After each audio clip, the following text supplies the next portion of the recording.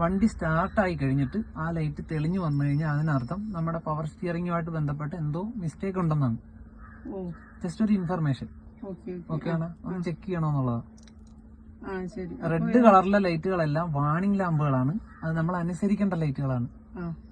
Yellow കളറിൽ കാണിച്ചിരിക്കുന്നതെല്ലാം ഒരു information ലൈറ്റുകളാണ്. നമ്മളത് പരിശോധിക്കണം. ഓക്കെ, എമർജൻസി അല്ലെങ്കിലും ഒരു തകരാറ് അല്ലെങ്കിൽ എന്തോ ഒരു പ്രോബ്ലം ഉണ്ട്. ഇല്ല, ഒന്നുമില്ല. ഇത് ജസ്റ്റ് വർക്കിംഗ് ആണെന്ന് കാണിക്കാണ് ഇപ്പൊ അത് തെളിഞ്ഞിരിക്കുന്നത്. അടുത്തത് ബാറ്ററിയുടെ ലൈറ്റ്. അത് തെളിഞ്ഞിരിക്കുന്നത് എന്താന്ന് വെച്ചാൽ ഇപ്പം വണ്ടിയിൽ ഈ സ്ക്രീൻ വർക്ക് ചെയ്യുന്നതും ഇതെല്ലാം വർക്ക് ചെയ്യുന്നതും ബാറ്ററിയിൽ നിന്നാണ് കറണ്ട് എടുത്തുകൊണ്ടിരിക്കുന്നത്.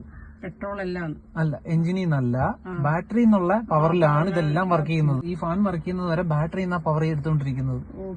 എഞ്ചിൻ ഓൺ ആകുമ്പോഴും ഈ ലൈറ്റ് തെളിഞ്ഞു വരികയാണെങ്കിൽ അതിനർത്ഥം എന്താന്ന് വെച്ചാൽ എഞ്ചിനിൽ നിന്നല്ല പവർ സപ്ലൈ എടുക്കുന്നത്, ബാറ്ററിയിൽ നിന്നാണ്.